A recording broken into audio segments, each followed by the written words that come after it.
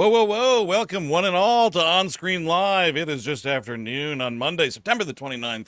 My name is Andrew Jupin, and I'm here alongside two other ass-numbed dudes who have been sitting at the Walter Reed Theater for the last few weeks watching movies. We have, of course, Mr. Eric Siska. My tushy is too squishy now. I've been sitting down too much. Speaking of squishy tushies, of course, and Chris Cabin is also with us. There's just been too much talking of tushies over the last couple of days on this while we are going through this. I know it's cute, and I like the word as well, but still, guys. What would you prefer? The word tushy coming.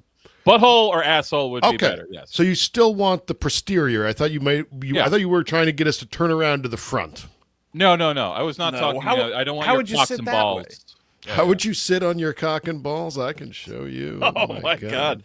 Ask who you got to ask about that, Mr. Belvedere. You can ask that guy. See, look at this. You don't even have to be interested in the New York Film Festival to get so much out of these broadcasts. That's right. Speaking of the broadcast, thank you all for tuning in. Of course, Pete Robles, Foolish Hooligan, Adam Wilson, Chase Colfetti, Alicia Oliver, Brian S., Bucyrus87, Dakota, Mason, Umso, Rachel, Andrew Klang. What's going on, y'all? Thanks for tuning in live. And if you're getting the audio replay after the fact, hey, how you doing? Yeah, how's it going? Hey, audio people. Hi. This is a live stream we do on Mondays at noon on Eastern Standard whatever time on youtube.com/we8movies. Right. You might be hearing some audio issues, some clicks or stuff. That's because of all the tushies that we've had to edit out of this, because Eric will not stop. He just loves it.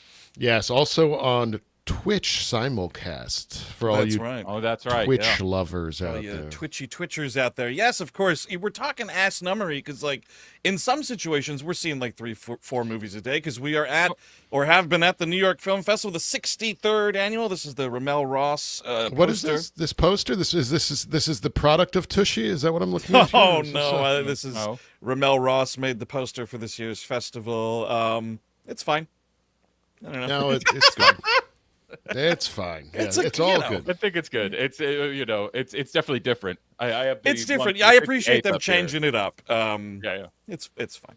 But yeah, so it started the festival last Friday. Of course, was opening night. It's going on right now. So a lot of the things we're talking about, head over to filmlink.org. See if there's tickets available for some of this stuff. I have as much release info as was available last night when I put the pre-show together. So when applicable, we're going to tell you when you'll be able to see these movies and potentially where. But dudes, I think we should just kind of get into it unless there's anything else. I'll say, congratulations to the New York Giants. Finally won a fucking football game yesterday. Get that out of the way. The 0-3 Giants beat the 3-0 Chargers. So eat shit. Nice. Also, LOL to all the Cowboys fans crying about that tie from last night. All right. Let's get into some movies here. No, Steve's not here. I had to do a little bit of sports talk. Okay. But now it's out of the way. Yeah, no, right. Is that the first tie in history? I mean, that's a new rule, right? It's because they revamped overtime rules, so now you can have ties, and some people are upset about it. Well, soon enough and this is gonna be for the best of everyone. They're gonna change the rules over and over and over again and make it different. It'll just be soccer eventually, and that'll be fun. Mm-hmm. And then you can have ties, you can have 0-0s. It'll be great. All right, let's get into it. Talking about, speaking of a great filmmaker had his new one at the festival. I'm sure you might find tickets for this. It's the new one from Christian Petzold. It is called Mirrors Number 3. And yeah, I'll get into this one. I really like this dude. I think he's a guy that even in a lesser movie from this dude, from Christian Petzold, it's still kind of head and shoulders great above a lot of other folks. And I think this one, it's grown on me more since we've seen it, but I think it is kind of on that lower towards the bottom, but it's still great. You still have Paula Beer in this movie, who I think, here's her in the frame grab again. Chris Cabin, you want to do a quick just recap of what this movie's about in a nutshell? I mean, you would probably have it better because it's stayed in your mind. I didn't like this as much as you did. Oh, okay. Yeah. Wow. Well, let's not give it away either. There's sort of a twist. It's not a twist, but there's hidden things in this movie. There's an accident. How about that? Yeah. Okay. We could say that it's the setup. Okay. So yes. This woman is going to have a miserable boat ride with her fiance. Oh my God. And like his like music producer and that guy's girlfriend. It looks like you're gearing up for like, you're hoping the boat sinks. I mean, not wanting to be on the trip. She's miserable about it. They get into an auto accident. It's in Europe. It's set in Europe, so it's not a car crash. It is an auto accident. And then she decides to stay in the countryside near the crash site and starts being integrated into this troubled, mysterious family's life. And I did find it engrossing, and I really enjoyed this one as well. Yeah. I think for me, it was just it's a little slight for him, and I think it was mostly because I think his last one was A Fire, correct? Which is maybe my favorite of his. Like it is, that movie like knocked me completely sideways because I was mostly a hit and miss guy on Petzold before this. But like you, Andrew, I kind of think just because of his style, what he's built so far, he has this visual language that's just much more interesting than most other filmmakers are, just because he knows this. The whole time I was like, and when the twist happens, I kind of thought like it was all leading up to the twist. So like everything that happened before it, I kind of was like, oh, well, all right. I don't really, I don't know what to do with this. Because I think the problem is it's like you're watching this movie. This is what happened to me. And I always say, if I'm able to sort of telegraph where the movie's going, either you didn't cover something up well enough or you didn't need to cover it up at all. And I think in this instance, you didn't need to cover it up at all because the movie is treating this twist like it's this big twist. But you kind of, if you know this guy's movies, I guess that's sort of a sort of upper hand, I guess. But like you get the vibe immediately like, oh, this is probably what's going on. And then the movie kind of takes longer to confirm it than I think the audience takes to confirm it. So when it does confirm it, you're kind of like, well, yeah, totally. So let's keep this going. You could definitely pick up where it's going if, and it's a short movie as well. And, by the way, this movie, and we're going to talk about Rosa Nevada in a minute. Both of those, this and Rosa Nevada, I feel like 1990s indie cinema is back. Yes. This feels just like something that would have come out through like the IFC in like 1999. Yes. Complimentary, by the way. No. That's a total compliment. It's a thing where like we stopped making those movies in America, but in other places of the world, they kind of kept making them. True. And I think that's why I like Petzold. So Christian Petzold, if you are unfamiliar with his filmography, he had big, American, with Tom American Hanks? audience hits. No, sorry. Oh. Big hits with things like Transit. Phoenix was his biggest one. That was an IFC film.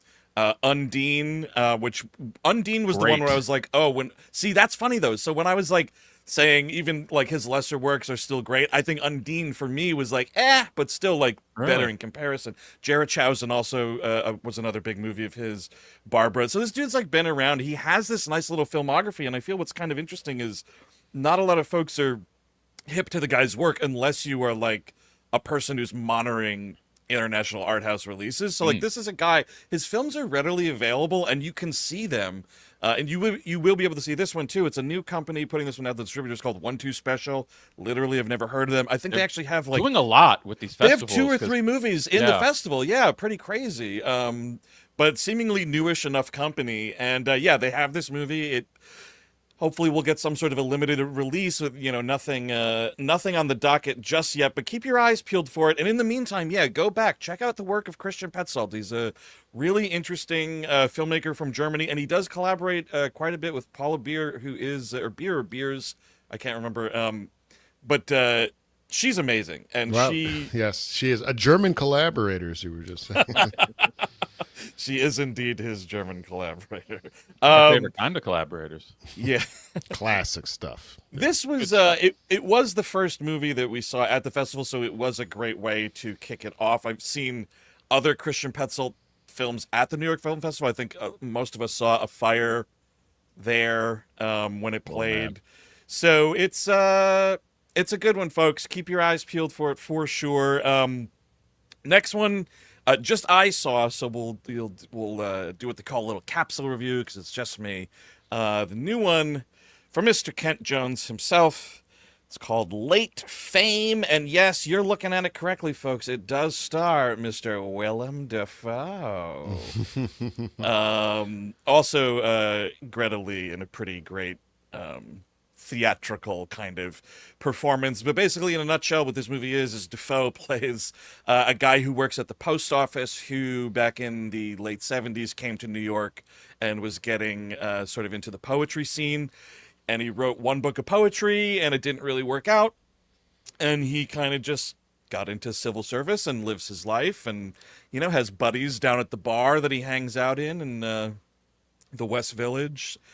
And that's sort of his life until this little sort of like 20-year-old kid comes up to him and says, "Hey, are you so-and-so? Oh, my God, me and my sort of creative circle are big fans of your work.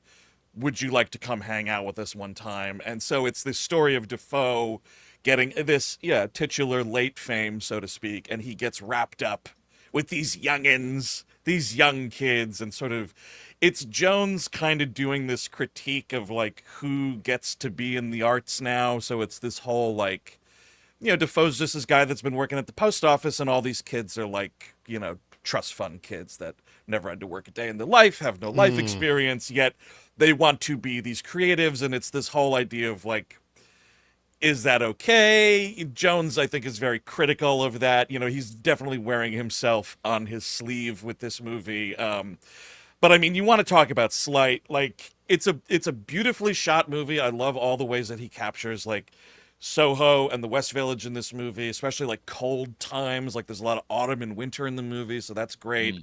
My favorite time of year in this town. But like the little kids, the 20-somethings that are in this creative circle, and they're like poets, playwrights, actors, etc. And Greta Lee is kind of like their ringleader, so to speak. They're all just like two-dimensional nothings. And like, I guess maybe you could look at it as like that's part of Jones' critique here in the script, is like they are just two-dimensional, no-idea kids, but you need more than that for a movie. So, I guess see it for Dafoe. I think it's a really, really great performance, but the rest of the film kind of like doesn't live up to what Dafoe's putting down. But I think it's tough because that's just the nature of, you asked the great Willem Dafoe to be in your movie. And so there's not a lot here, I guess is what I'm saying. Oh, okay. Where were you on Jones's other? Did you see Diane? I forget. Diane is a better movie than this. I like Diane quite a bit. This just didn't speak to me when I read about it. I was like, oh, that doesn't sound like my kind of thing. But I mean, I'll when it's available, I will see it for Dafoe. I wanted to check it out. I missed the screening, and shouts out to Cinetic Media for denying me a screener for that and Magellan. You guys are the worst in the biz. Why have us tell your audience about your film? They don't want us to, so we won't be talking about Magellan. Do not see that film ever. But I hear it's good, by the way. Well, good for the dustbin of history. Sure. So yeah, no distributor, no release date of any kind. But it is a good Dafoe performance. That's why, like, I don't want this movie to fall in the dustbin of history, even though, like, it didn't particularly work for me outside of Dafoe. Like, but Dafoe, I'm interested though. Like, it sounds. I like Dafoe as an older guy working at the post office. Poetry gives me Bukowski vibe. Do those kids do like TikTok poetry? TikTok, is that something? Do people do that? I mean, maybe they do. I don't know about that. But in this movie, they do seem at least like semi-sincere. But the movie just casts them as like aloof rich kids who, don't actually know how to do what they're doing. Like, the whole thing revolves around them wanting to put on like a night of poetry readings and performances and stuff. Aloof rich kids that don't know what they're actually doing. Sounds like some other podcasts around here. God, you are fucking feisty this afternoon. Yes, Jesus I am. Christ. So anyway, Kent John's late fame, whatever. Okay, here we go. We all saw this one. One of the best of the festival, one of the best of the year if it comes out this year. And maybe if it comes out next year, it'll be one of the best next year. But the new one from Kelly Reichardt, The Mastermind, with Josh O'Connor as the titular Mastermind, and I think is that her in the background there, this frame? Alana Haim as the put-upon wife. That is her, yep. Dealing with his hijinks. Eric Siska, what's this movie about, buddy? This is great. I wasn't a big fan of Showing Up, but I really like this one a lot. This is about a guy that likes to casually steal stuff from the art museum in town. It's a period piece, right? It's like the 60s in Massachusetts. And it's sort of like, it's about an art heist, but it's like an anti-art heist movie. It's really good. There's so much that is going for this. Just those like sad kind of twists and turns that are almost Coen Brothers-esque in a way. Yes. I really loved it. And also, shout out to the score. I thought that really kept the movie really pumping. Absolutely. To get the tone of this film, it's not so much the mastermind as, all right, the mastermind. Okay, yes, exactly. The head of it. Okay, great job. Yeah. Right, big brain on that guy over there. You could have called it Albert Einstein, if you know what I mean. Exactly. Yes. Like it's much more interesting that way, especially when you start learning like who the guy is, who his family is, and like you realize that like a lot of what is going on in this is just like him like having no aim whatsoever and being like this character who's trying to search for his own like place in the world. By the way, Alana Haim, she only gets a couple scenes in this, but she's really fucking good. Good year for her. This in One Battle After Another. Fantastic work. Yeah. No, she's really great. Yeah, I love. He is just playing this like. Speaking of aloof, he is this aloof Eastern Mass, like Framingham dumbass. Who, like when you learn a little bit about him, dude definitely has had an upper hand. In life. And Eric, I love the Coen Brothers connection because like it is what they always do really well with dumb people doing crimes. Exactly. And he's a dummy. He's a total dummy family man who thinks that this heist is going to be like his big ticket to getting his family out of whatever perceived rut they're in, even though it's a pretty decent existence minus him being in the family. It's pretty good. He's got it pretty good. He learns that he doesn't by the end. He doesn't by the end, but it's fucking great. Go see it.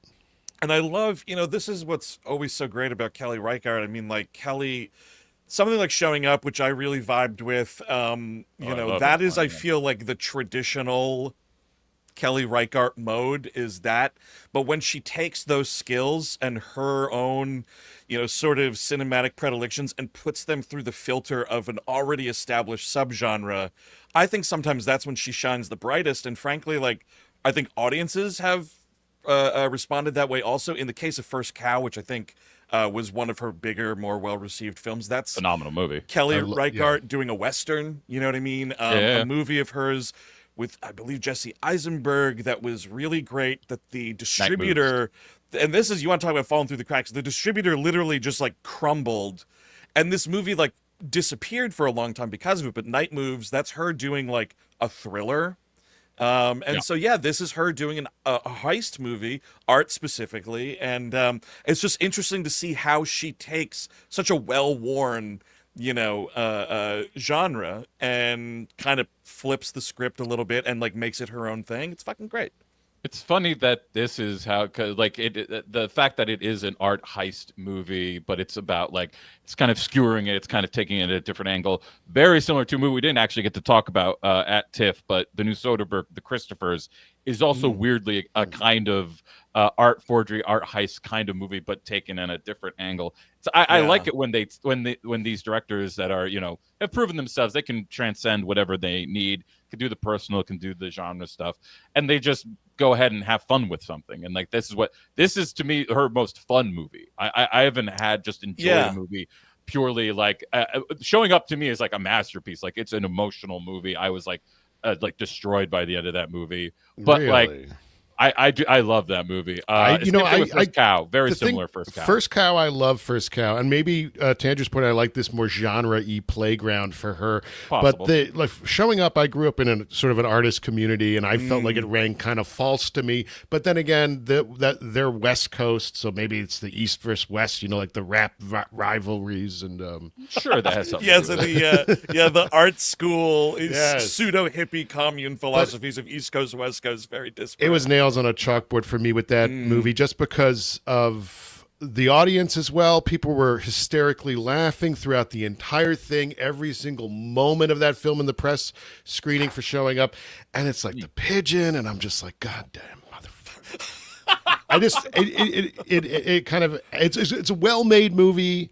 It just didn't work for me. Having rewatched it recently, I think I've mentioned this before, but I'm going to keep singing its praises. I don't give a shit. This is our show. We can do whatever we want. That fucking A24 4K disc with a Dolby Atmos track and a Vision video file, it shouldn't exist, and I love that it does. So props to A24 for doing that, for sure. I forget where I was kind of going with it in relation to the Mastermind, the home video. Oh, the stuff about the laughing.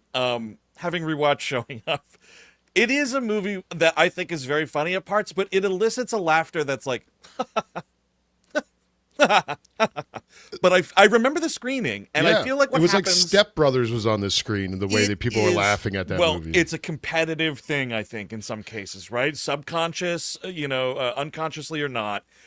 You're like, I want to express that I'm enjoying this more to the person next to me than the person in front. And how do I do that with this movie and in this screening right now? Well, laughing harder. The harder I'm laughing, the more I'm enjoying it, kind of a deal. I can't take it with the press, all these letterboxed hogs they let into these things, and they're causing problems. We'll get to. I'll address another audience issue I had coming up when we get to the last movie.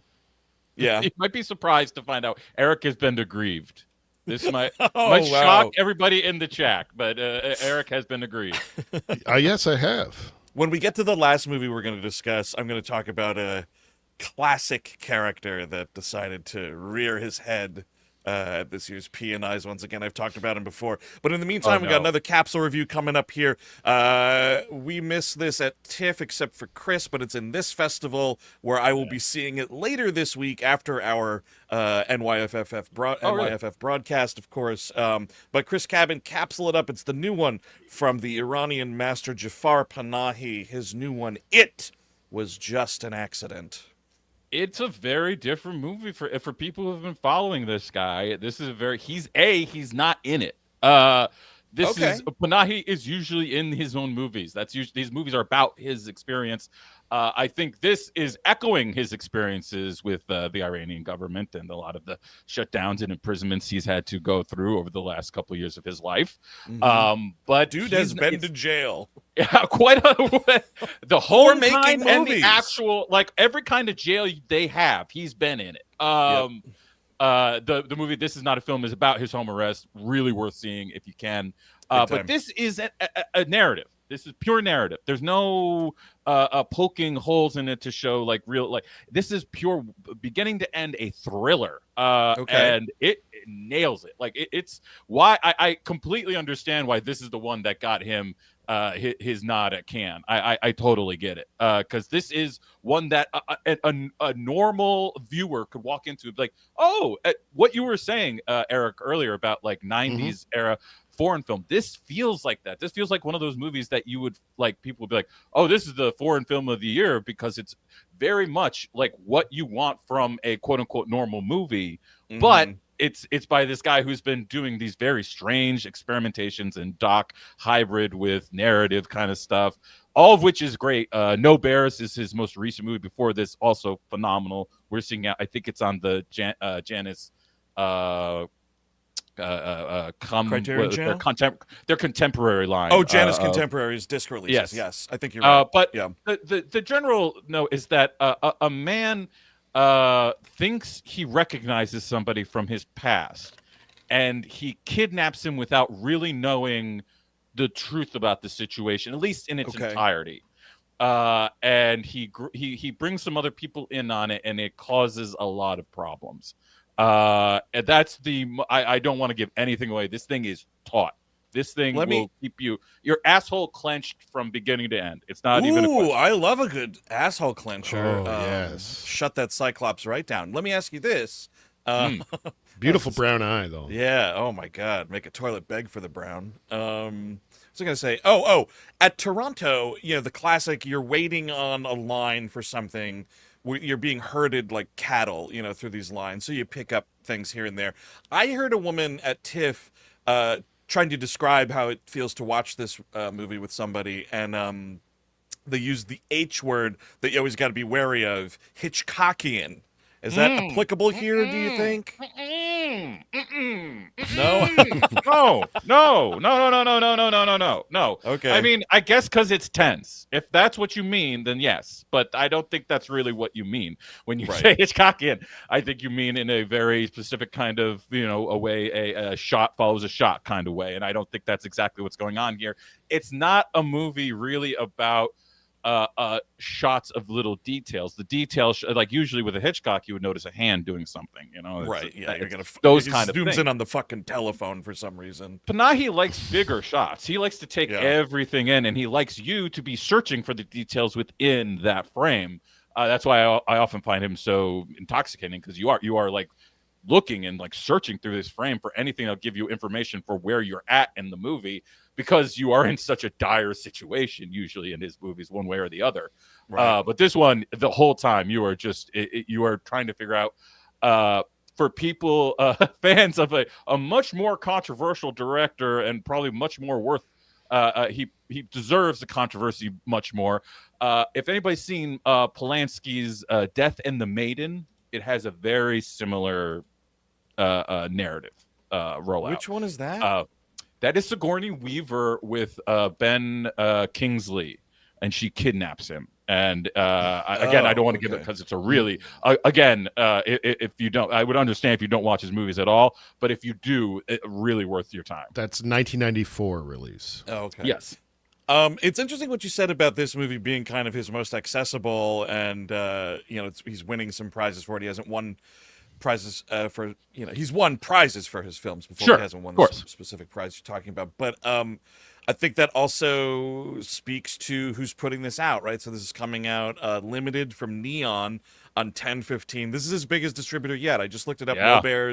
No Bears was Janice and Sideshow. He's worked, a lot of his movies have come from Kino Lorber. That's what I'm trying to say. Yes. Not to knock those other companies, but just Neon is a company with more money, a larger footprint. So it's interesting that now he is now in the class of people like Bong Joon-ho, as far as like bigger distributors putting international titles out for release in America. Neon is who you want to be tagged with. A Jafar Panahi movie is going to play at like multiplexes. That's the fucking craziest thing I ever heard in my life. That's like fucking insane. Yeah. I mean, those really big multiplexes that have too many screens that, then they know what to do with, and that's why those, like the Lincoln Square, this will play in the basement of the Lincoln Square. 16, 18ers, you're going to get this, and that's exactly. Nuts to me. That's fucking crazy.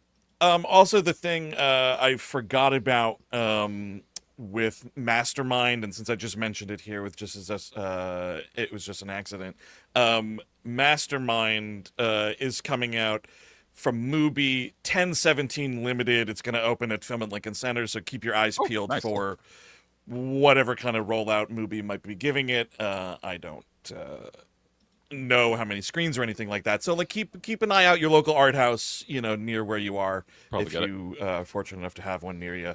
Okay, Eric Siska. Yes, it's me. Prick up your ears, my friend. Me and you caught this one at TIFF, but we're going to talk about it here as well. You mentioned it a second ago, but we were both really into this movie, if I remember correctly. That is Rose of Nevada. Yes, there's a lot to like here. I do think that the premise is wears a little thin, just because it would have made an incredible short film. Yes. It's 114 minutes. If it was 90, I think it would be kind of perfect. It's a little slow, but I like the slowness about it. It was also shot on 16 millimeter, and it looks gorgeous. It looks incredible. This is what made me start thinking about those 90s indie movies again, because it's kind of, not that it's low stakes or low concept. They're getting a lot. They're shooting for the start. They're getting there with a low budget, is what I mean. Yes. It's kind of a high concept idea with a low budget, and they're pulling it off very well. And just those gorgeous shots of the water, of everything, because you're shot on film, and you don't see that much anymore. Totally. And this is, of course, directed by Mark Jenkin, who also did Innismen, which was at the festival, whatever that was, 2 years ago. And he also did Bait from a while back. Yeah. So this movie, the quick little thing, it is this tiny fishing village somewhere, I believe, in the south of England, like Cornwall area, I think you're supposed to believe. Actually, yes, it is. Yeah, no, I have the wiki open. Okay. Yeah, shot on location in Cornwall. Yeah, all right. And so the whole deal is these two sort of down on their luck young fellas. One is George McKee, who, I think is a really interesting actor that kind of had his lunch sort of eaten by like the Harris Dickinsons that kind of came up a few years after he did.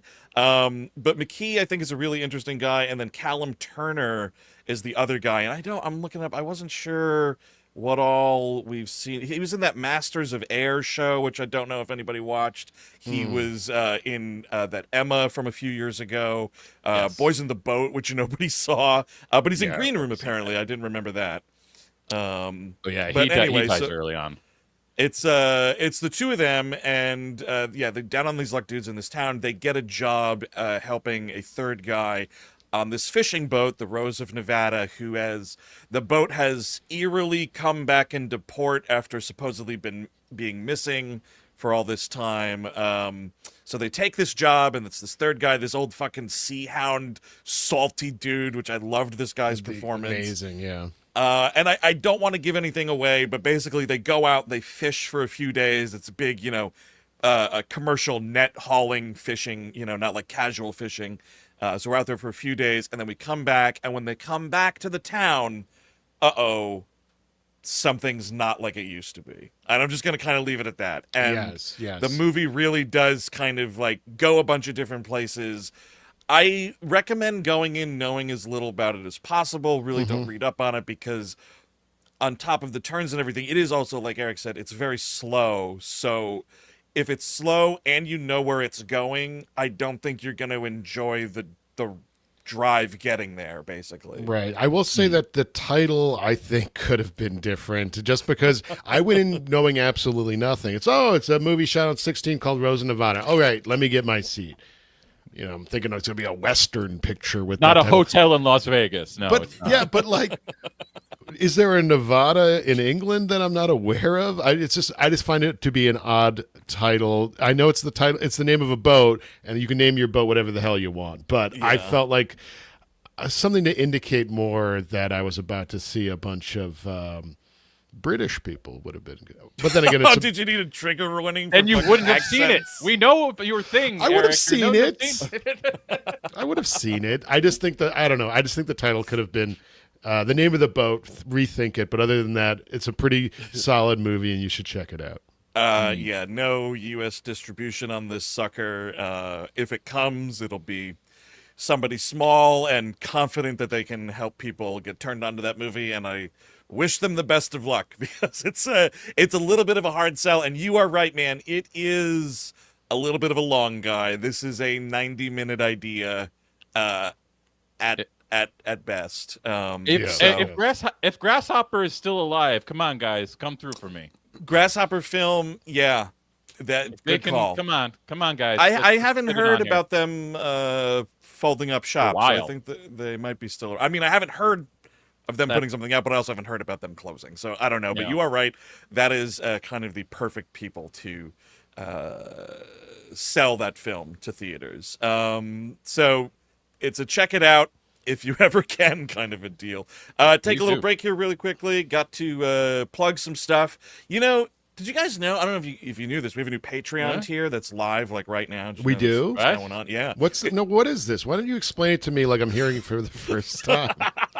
Excellent. It's a new tier, y'all. It's called the Craven. It's our top tier. It is a video-centric tier, so if you sign up for it, you do indeed get all of the audio shows that we put out every month. No problem there. But you also get additional video content. So every month, we are going to be hosting a live show once a month that is indeed called After Dark. And this is a show where we kind of just do a little like AMA style thing, hang out, vibe, imbibe, kind of like those old moment show after party things. But now it just happens every month, once a month. Patrons get to come on in, ask questions either in advance or there's a chat just like this. And we did the last one, the first one rather, earlier this month. It was fun as hell, guys. It was very fun. People ask questions, a little bit show lore that you might not know about. Ooh, yes. Music discussions, also movies. Like we talked about some stuff there that we might not have talked elsewhere. So definitely tune into those broadcasts, video or audio. That's right. They do come out in both, although we encourage you to watch because, there's visual things and we like talk about things that we're looking at, and then when sometimes this will even happen with OSL and someone's listening and they're like, oh, well, I can't figure out what you're talking about. It's like, well, the audio is kind of like a courtesy. We want you to watch these things. Speaking of things we want you to watch, just a few days from now, we are going to be filming something that we'll release at the end of October. We're very excited about it. It's the first episode of our new quarterly show, which is a show all about modern horror. So horror movies released last week all the way up to 10 years ago, but no further. And it's a show called Scaredy Cats. The first episode up, Chris Cabin, we're talking about what huge hit? We're talking about Zach Kreger's Barbarian, Not Weapons. I know that's the recent one. No, the first Kreger joint, Barbarian, which is a fantastic movie. I can't wait to talk about it more with you fellas. Yes. I'm sure there'll be a little weapon talk in that as well. It's gonna be hard not to, I think. But yeah, it's gonna be great. It's a show not live. It is a pre-recorded show that we're gonna do. And we're just going to talk about the movie. It's going to be a normal episode where we go through the whole thing, but with some visual cues and whatnot. But yes, just like After Dark, we will, of course, be releasing a podcast version of it. So you can take it on the go if you don't want to, listen at home or watch at home, rather. So that will be there as well. Patreon.com/WeHateMovies. And really quickly there, just this little guy in the corner, scan that QR code. It'll take you right to the Patreon. You don't got to worry about nothing. We'll leave that up for a little bit. Yeah. And another thing coming to the Patreon, also at the end of the month, that last week, like the lead up to Halloween is going to be wild. It's going to be a wild ass time to be a WHM supporter over on that Patreon, because not only are we releasing, all throughout the month, the spectacular WHMs are dropping. I'm going to tell you about what our We Love Movies is coming out later this week, as a matter of fact, to kick off the Spooktacular. Because, by the way, it's already pretty much October, which is nuts.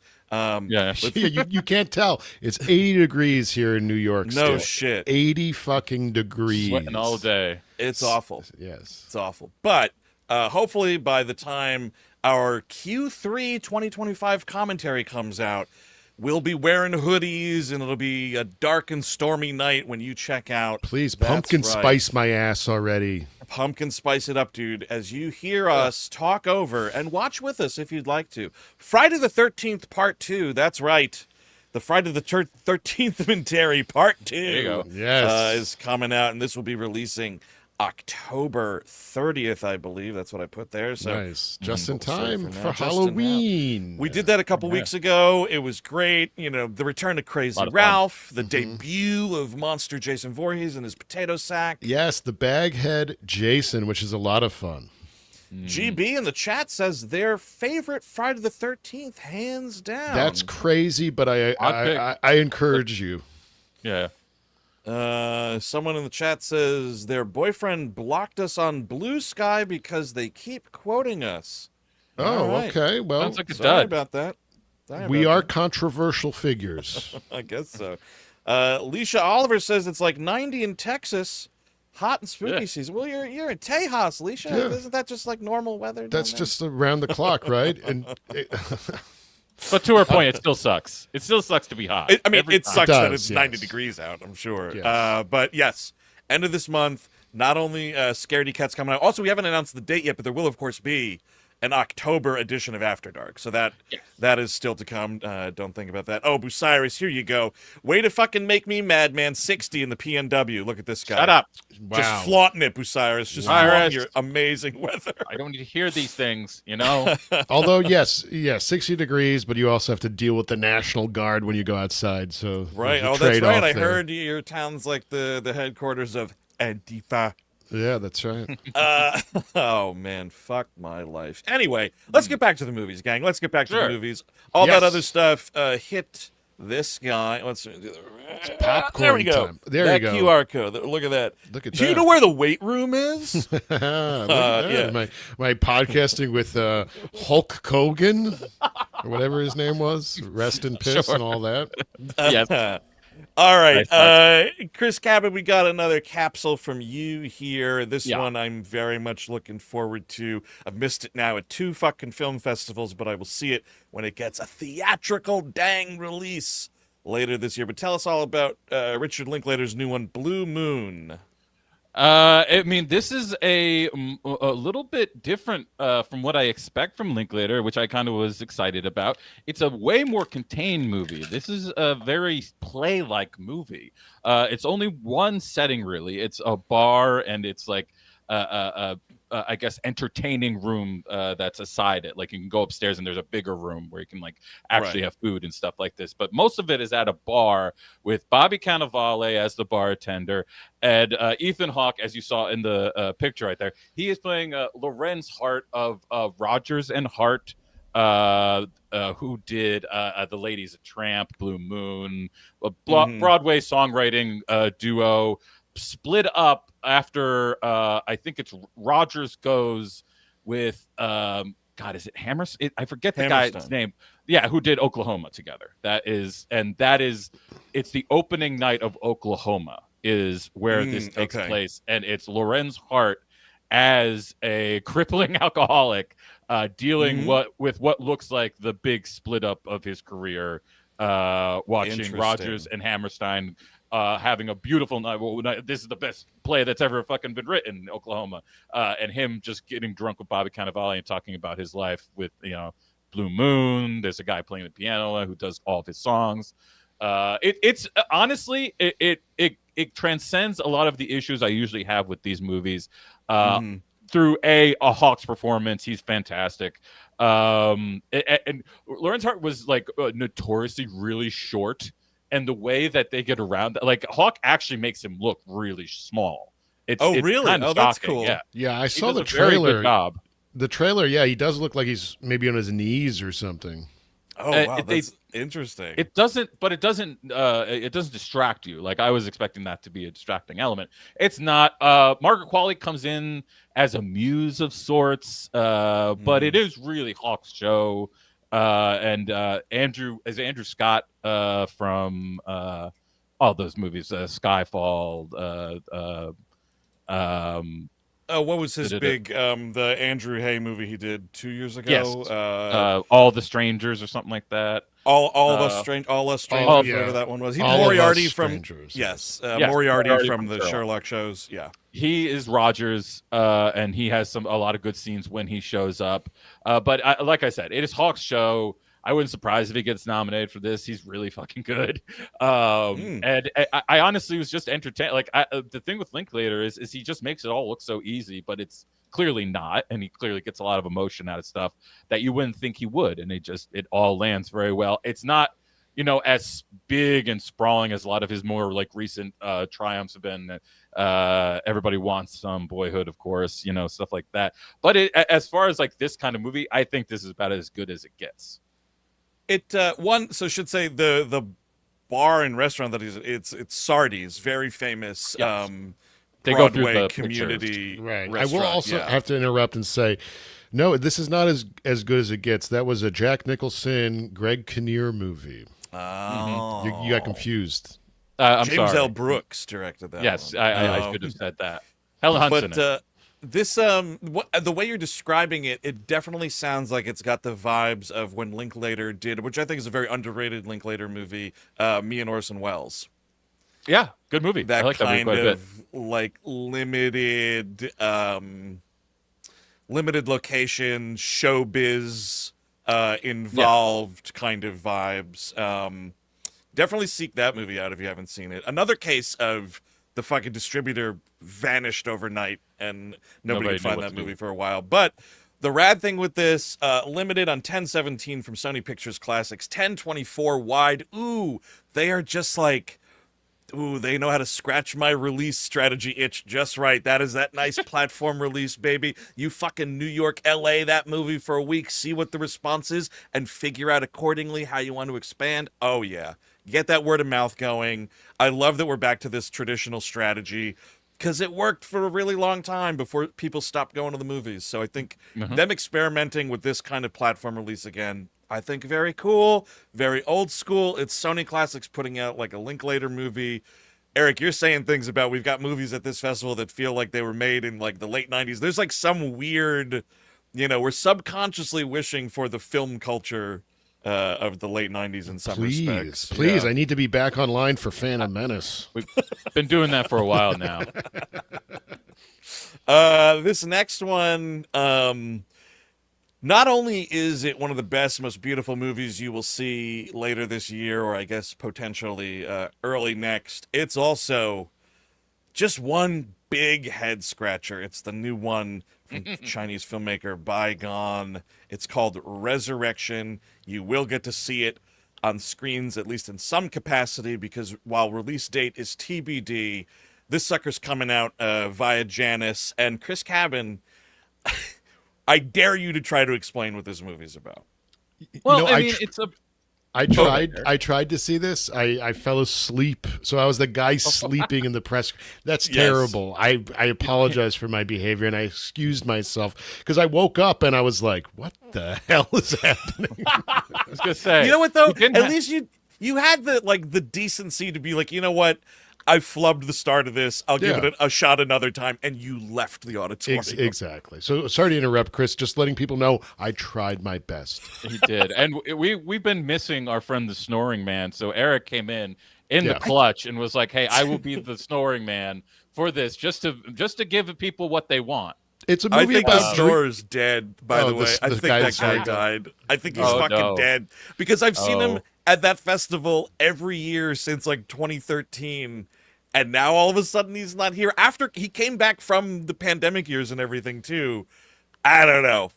Well, best of luck to his his fucking New York Islanders jacket that he wears. Yeah, I'm sure it's in the casket with him now. But, it's a movie about dreaming being illegal. And I was like, I dared to dream. I showed them. Yeah. I'll show you what's up. I mean, it is about the background of it is this story of like dreaming being illegal and this, fight to find the dreamers out there. Right. But that, only comes up in like swaths that it makes where that is like a thing that you have to pay attention to.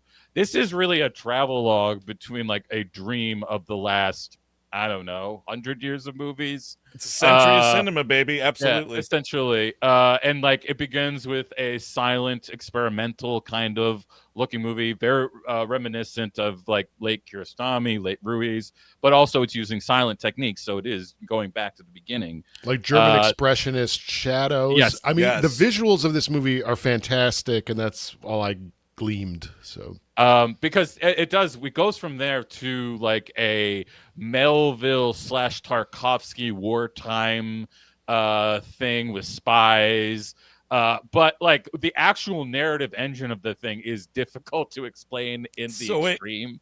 As you started talking about it now, let me see if I can do it. So yes, it's a world in where like dreams are sort of outlawed, and there's certain kinds of people that they refuse to stop dreaming, but they've discovered that dreaming actually disrupts the timeline. Yeah.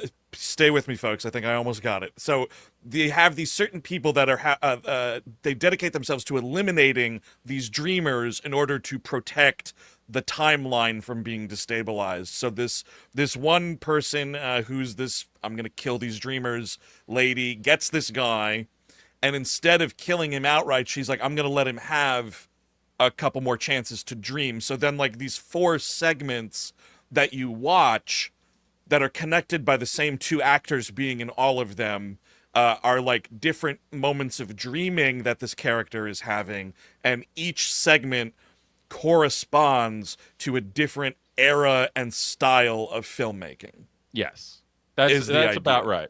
Yeah. So yes, you've got a silent thing, you've got a noir, the samurai kind of deal, you've got the boy and the man, there's like that one, family which is drama type thing, family drama kind of thing, and then like a Wong Kar-wai, in the mood for love, like fourth segment that is like, if you're familiar with the work of Bygone, he doesn't have a ton of movies, but this dude loves like 30-minute oneers.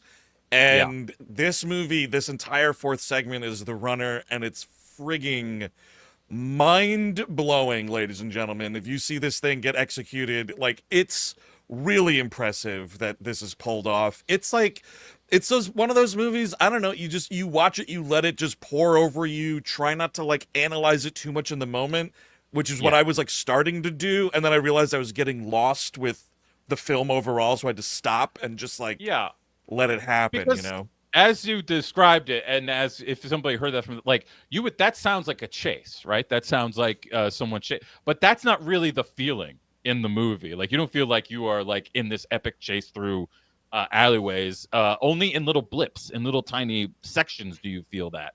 And mostly it's about the time, and it's about the disruption. And that's, I mean, that makes it very hard to calibrate, very hard to follow in some bits. But as I said, it's incredible. It's an immense work. I mean, I think it's got everything you're looking for. If you like these kinds of movies, I love them. So I was very happy the whole time. You know, I'm sure you've heard, folks at home, I'm sure you've heard people use the expression slow cinema. Like, that's what's going on here. But it is beautiful. I mean, this is like film is art. It's also one of those situations where, like, you know, it's non-traditional in the sense that, like, a lot of this is like a sort of sensory experience and not so much a dig through and find all the things wrong with the plot, like, kind of movie. Like, a lot of that is irrelevant, and it's like just the experience of watching it. I mean, this dude loves movies. He loves just cinema top to bottom, and this movie is sort of the greatest expression of that. His previous film, Long Day's Journey into Night, is also a massive expression of that love. And this guy, he's just interesting. He's an epic, interesting guy that loves movies, unlike a Guillermo del Toro level, like, loves movies. And it's just, it's beautiful. So keep your eyes peeled for Resurrection. In the meantime, yes, go try to find both Long Day's Journey into Night, another film he did called Kaili Blues. Yes, both beautiful, beautiful movies. I was turned on to this guy with Kaili Blues. Jonathan Demme loved that movie and brought it to us to screen one time, and I was hooked from there. So I will see anything this dude does. Was glad I caught this. Janus Films, I mean, the fucking cinema saviors for putting something like this out. No doubt about it. A film that's not going to save cinema. That I was the only one to catch, so I'll do a little capsule here, and also to say, like, I know I started out like knocking it right away. I don't think it's terrible. I don't hate it. I just think it's a movie that does not work really at all. It's the new one from Luca Guadagnino that was the opening night of the New York Film Festival this year, and it's called After the Hunt. Here we are. There's Julia Roberts, who is indeed the lead protagonist and best part of the movie. This is some of the best work Jules has done. It's an amazing performance in a movie with not much else going for it. Michael Stuhlbarg, great. He kind of actually functions almost exactly like he does in Call Me By Your Name, specifically like coming in the third act to give this great speech that sort of like wraps everything up in a really nice way, so I found that kind of weird. But also, like, throughout the movie, he's a total scene stealer. And Chloë Sevigny, also really great in the movie.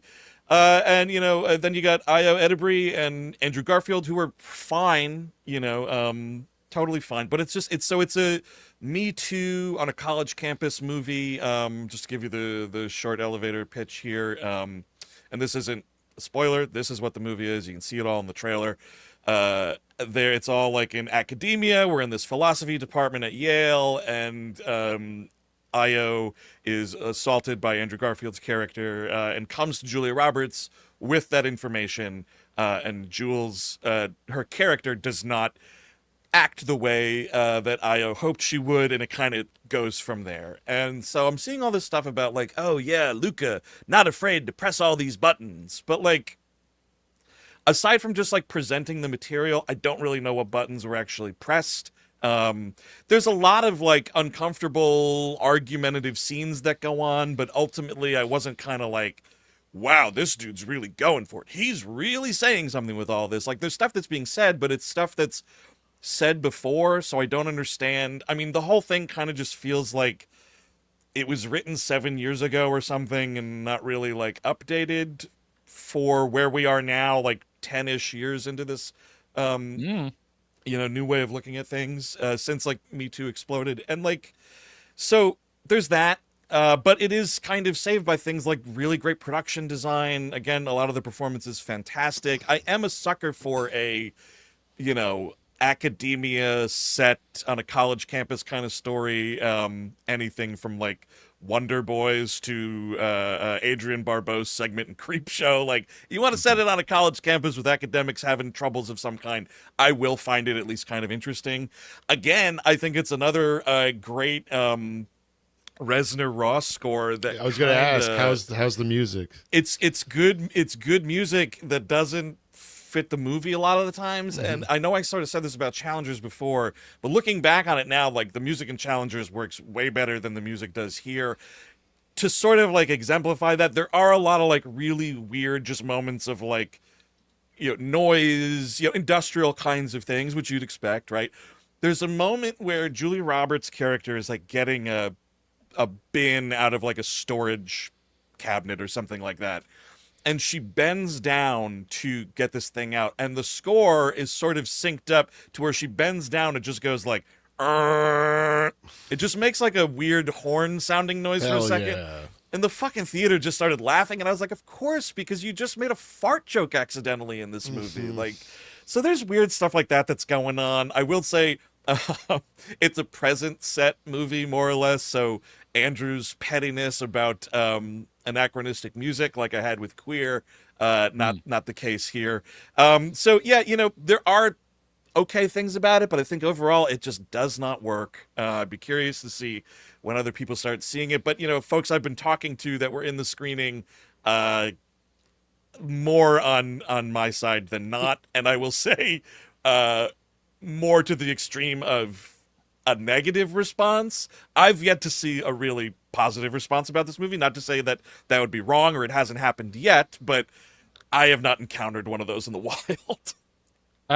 Even people who usually defend him to the hilt don't seem to be interested in really going to bat for this one. And I mean, just the subject matter, I'm like, these things are always like, the point of it is to make people uncomfortable, and like, to me, that's not enough. Like, you have to actually get to the questions that actually get to the core of why these things happen and why.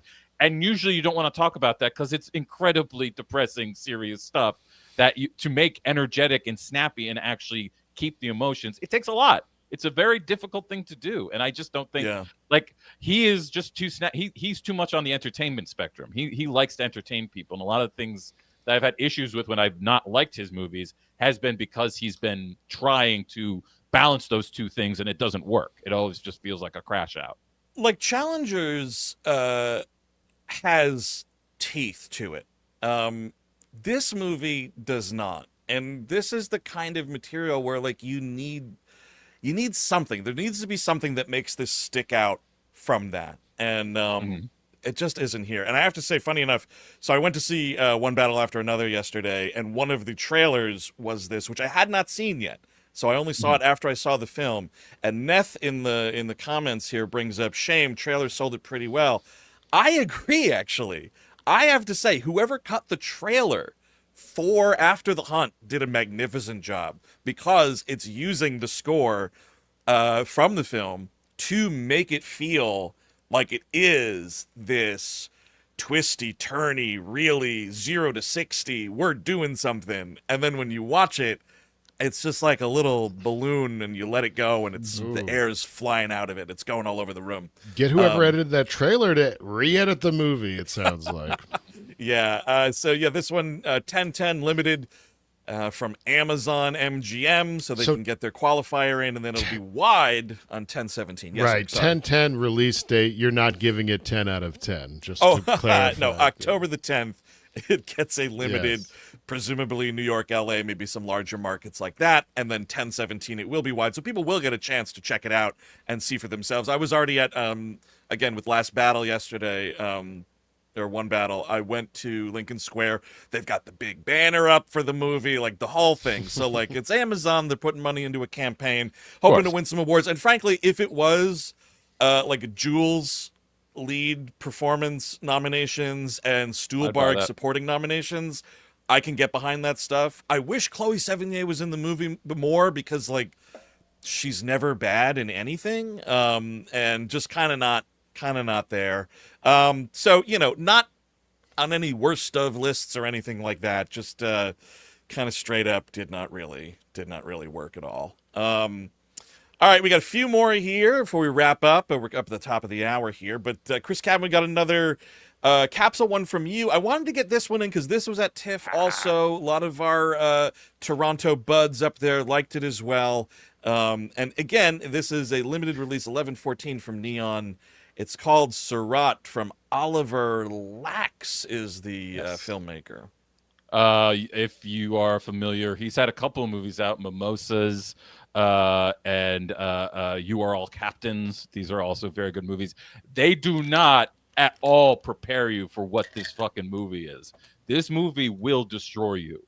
Wow, this prepare. This movie really did just knock me out. Like I like movies like this where he just clearly is fucking with you at a certain point, but not making a big deal of it, not celebrating that fact, but like he knows how to trick you, and he knows how to put in big moments that are going to shock you, and he works it to the bone. Like, just in a similar way, It Was Just an Accident is much more grounded. It's not, its surprises are more like emotional and they hurt. Like there's a lot of pain to that movie. This movie, it's just more like, what the fuck is happening? Like there are elements of Wages of Fear. There are elements of like Lost in the Desert movies. A little bit of Jerry, but not. That makes it sound slow. It's not slow at all. The thing moves.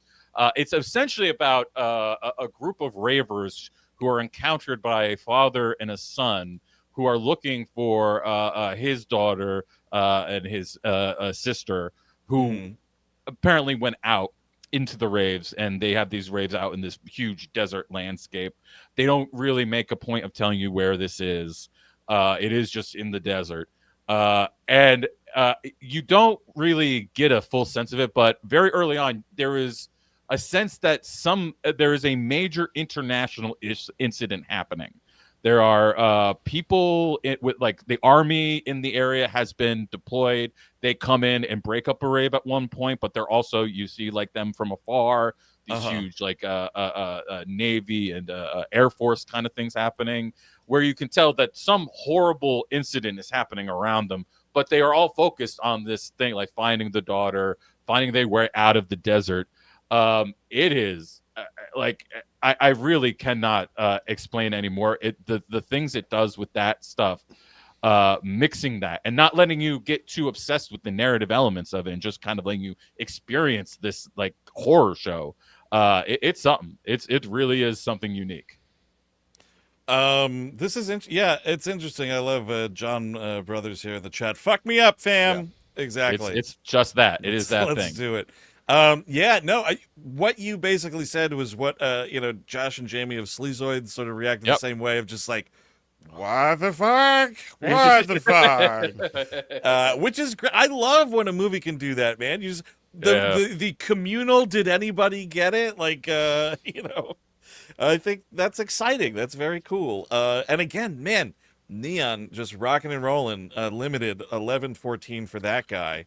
Well, because for a while at Cannes, this was the one everybody thought was going to walk away with the prize, and then Accident ended up beating it at the end. For a long time, this was the favorite, and I can certainly see why. You'll be seeing this. It's kind of funny because Neon's going to be like competing with themselves in some ways, possibly because they have the Park Chan-wook film, which I believe is Korea's entry for international stuff, Oscar stuff, and this is Spain's entry for Best International Feature. So Neon's got at least 2 of these possible contenders, at least on the short list. So we'll see. That'll be kind of interesting. But I'm very excited to see this. Again, man, missed this movie at 2 separate fucking film festivals now, man. It's unfair. Something we did not miss. We all saw this to cap off our download of stuff we've seen at the festival so far. It's the new one from Noah Baumbach, of course. It is the inspiration for my little avatar name. But yes, this is J. Kelly, releasing limited on 11/14, which, I guess means the Paris in New York and the Egyptian in Los Angeles. Yeah. And then 12/5 on the Netflix platform proper. Sometimes you never know. With these, like, Oscar bait ones, they will try to, do indie theaters the favor of, like, yeah, sure, you can play it for 2 weeks. Sure, why not? Here, have a George Clooney movie as a treat. Here you go. Yes, there you go, guys. Exactly. So this is interesting. As I think maybe one of the only people in the world that like Noah Baumbach's White Noise adaptation, I was excited to see what he does next. And this is a movie that I feel is, like, totally fine. It's fine. Totally fine. It's all right. Exactly it. Yes, it's just all right. Yeah, I've been kind of saying it's kind of like him doing 8.5, where you replace a film director with, like, this Hollywood megastar, but he's still having the same, like, going back over his entire life through fantasy sequences in a way. Clooney, of course, is the titular J. Kelly. He is a very Clooney-esque kind of figure, right? That yes, you movie can't get star. any more famous. He's playing a movie star. That's right. Yes, yep. And he's a dude that is. We meet him, like, making the last scene of a movie. And he keeps saying, like, it's going to be his last movie. But the Sandman, Adam Sandler, as his manager, reminds him he's actually due for a costume fitting for his next movie in a few days. But he decides he's having this end of life or, later in life crisis. He's going to go off and follow his daughter secretly at first on a road trip that she's doing in France. Because that will definitely go well for you, I'm sure, J. Kelly. And then also he's accepting a Lifetime Achievement Award from some festival in Italy. So off we go to Europe. So this is in the grand tradition of both George Clooney and Adam Sandler making movies where you just want to, like, take your family on vacation. Yeah. Here we go. Trains through Europe, Italy, beautiful, gorgeous, the whole thing. There's some interesting stuff here. I mean, I think the performances are pretty good. Billy Crudup plays a former friend of his that had a falling out with him. Yep. So there's some good stuff here, but at the end of the day, it sort of just unravels to become a introspective, navel-gazing family is the most important thing in the world. J. Kelly, I know you're fictional, but listen to me. It's not your fault, okay? It's not my fault. Some people just have bad families, and that's okay. Well, that's kind of my I think that's the issue. With something like this, you want it to come to some conclusion, right? And the conclusion this movie comes to is, well, what are you going to do? Like, right. That's finally like, well, what are you going to do? And, like, I'm like, well, that is true of life, but it's not an interesting way to end your movie about. And, like, Sandler puts a point on it. He's like, you are the last of a particular kind of movie star we're never going to have again. And that, to me, is like, you are George Clooney. J. Kelly is George Clooney. If there was any doubt at that moment, I was like, oh, no, that's just him. And, like, to me, you want to cut a little deeper than, like, okay, my daughter doesn't like me. All right, cool. Like, that to me is not a great, like, oh my God, how did you get over this? How are you going to deal with this? I get it. It's dramatic, but it's not new. It's not something where and whatever the thing that it turns out she's pissed about with him is not something that, like, cuts particularly deep to me. Maybe it does to some rich guy who has gone through what Jay Kelly has gone through, and maybe that is who this movie is for. But like, to me, as I told you guys, my problem is that, and maybe this is on purpose, I am so much more indebted and in love with the Sandler storyline than I am with the Jay Kelly storyline. It's Sandler just so much more interesting. And he is fantastic in the movie too. Yes. Mm-hmm. No, you're right, because it's just like, it's sort of like what am I going to get for the guy that's got everything? Well, he's got the one thing he's missing is like, when his daughter was growing up, it wasn't perfect. I mean, welcome to the real world. I mean, everyone in the audience has a worse relationship than you. Because the whole thing that's more like why I think the Sandman's story arc is more interesting is because he's realizing, due to his association with working for Jay Kelly for so many years, that he is inheriting the same kind of life as Jay Kelly. He's seeing himself go down the road that Jay Kelly has already gone down, and that's like a cautionary tale, right? And so we, as the audience, kind of hang on to Sandler as the person we sort of relate to, but the problem is it's a movie called Jay Kelly, and the movie is sticking with Jay Kelly. So anytime there's interesting stuff going on with the Sandman, we're able to kind of relate to that more because he's like the working stiff guy in the movie. And then as soon as you like get kind of comfortable with that, it sort of goes back to Jay Kelly because, again, title of the film. So it is this sort of weird tug of war back and forth between like whose movie is this, and ultimately the less interesting but snazzier, sexier kind of story wins out, and you get to see, Stacy Keach call George Clooney a piece of shit and spill fucking spaghetti sauce all over himself. Yes, I do like that Stacy Keach is here. It's nice to see him back as Jay Kelly's father. But the movie does have fun elements. I think people will ultimately like it. I think it's nice to see George Clooney schmooze it up. It's kind of fun, but at the same time, it's a little bit of a letdown at the same time.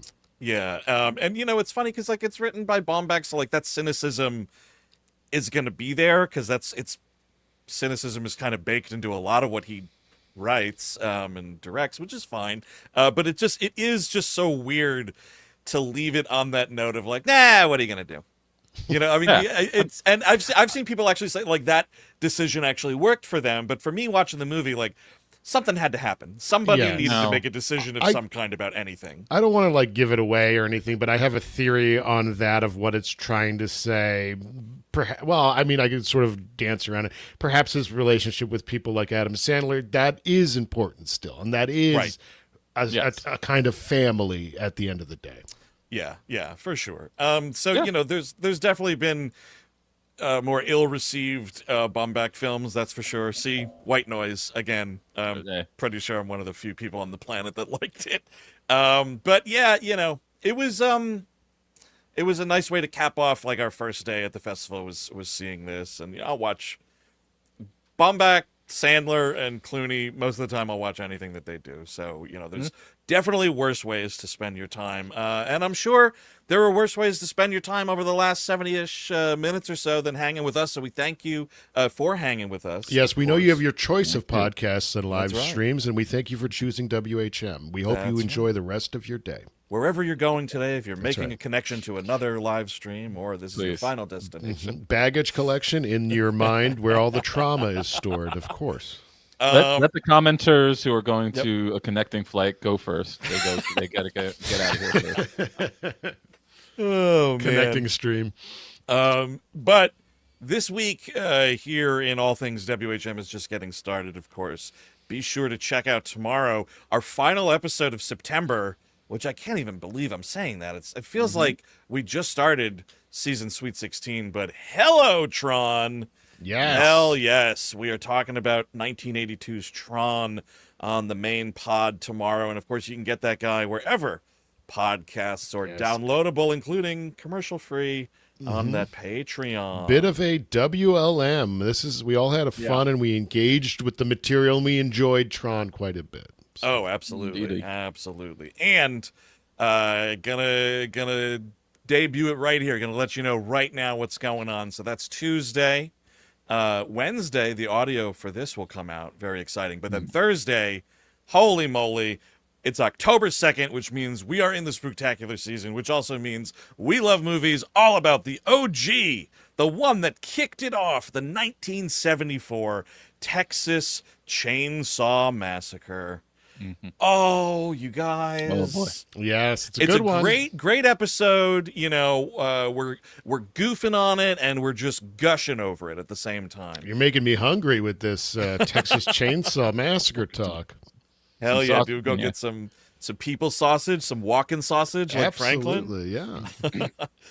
Yes, but all of that's going on wherever pods are available and over on patreon.com/WeHateMovies. But that's going to do it, y'all, for this edition of On Screen Live. Very special New York Film Festival-centric edition. And we should say On Screen Live will return next Monday with our thoughts on One Battle After Another. Yes. And go see that movie, by the way. We all loved it. We all saw it. We loved it. We encourage you to go see that movie. That's right. We want to talk about it proper once Steve is back on the broadcast. So next week we'll be talking about that. I don't know, maybe work in a little secret movie, maybe play a little catch up about other stuff we may have been seeing in general release. And maybe some mustard too. Also some mustard and ketchup. Okay. You're just really hungry. It's past lunchtime. We're going to go. As always, thanks a lot for tuning in. I forgot something. I teased this at the start. Thank God I pulled. He wants to relish the moment. Everyone, come back, everyone. Come back, everyone. There's a quick story. I forgot Jay Kelly. There was a bad audience member who next to me at the film festival in the press and industry screening took out olives and started eating olives next to me. And we're asses to ankles. This guy's mouth is right here, and he's eating olives. Dude, and I don't like olives. It must have been the food festival screening, because at Jay Kelly, just 2 rows in front of me, man, he struck again. Soup guy.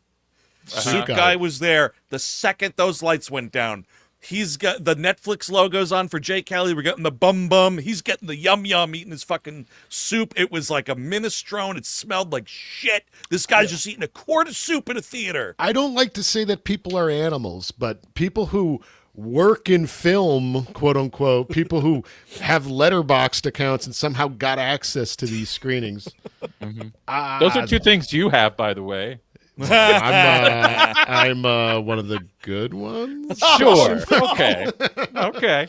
No, I don't care. Listen, I don't care while you're there. I'm just asking 2 things: no hot food in the theater, and take a fucking shower. Yes. That's not bad. It's not hard. I follow those rules. I think, I'm known for being quite a fun, eccentric character on this program. But you guys know me in real life. It's more of a Clark Kent situation. I become normal in public. That's right. Normal in public, the name of your autobiography, I think, is the idea.